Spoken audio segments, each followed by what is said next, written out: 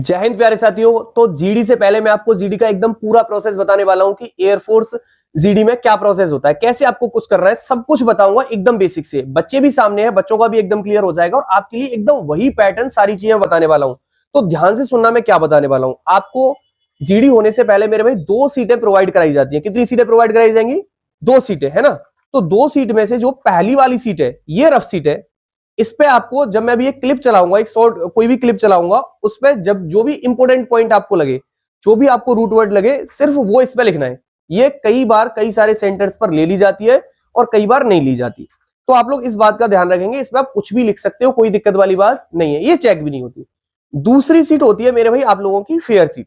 अब इस fair seat पे आप लोगों को करना क्या है, सबसे पहले आपका जो भी टॉपिक होगा, जो भी आपने ब्रीफिंग से सुना, उसमें से सबसे पहले आप लोगों को लिखना होगा मेरे भाई इसका इंट्रोडक्शन, मतलब अबाउट द टॉपिक। वो टॉपिक क्या है, बात समझ में आई ना।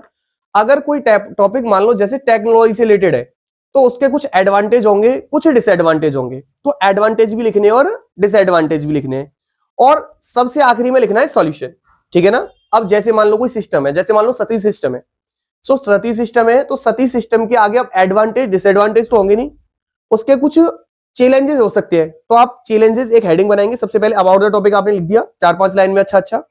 उसके बाद आपको उसके जो पॉइंट्स बन रहे हैं, लाइक उसके चैलेंज बन रहे हैं, है ना, क्या और आप इंप्रूवमेंट कर सकते हो, क्या और इंप्रूवमेंट की नीड है, ये सारे पॉइंट्स बन रहे हैं। अगर ये सारे पॉइंट्स बन रहे हैं तो इन पॉइंट को लिखेंगे, और लास्ट में क्या लिख देंगे, कंक्लूजन। बहुत ज्यादा बड़ा लिखने में कोई फायदा नहीं है इसमें आप लोगों को इफेक्टिव लिखना है, ना कि बड़ा।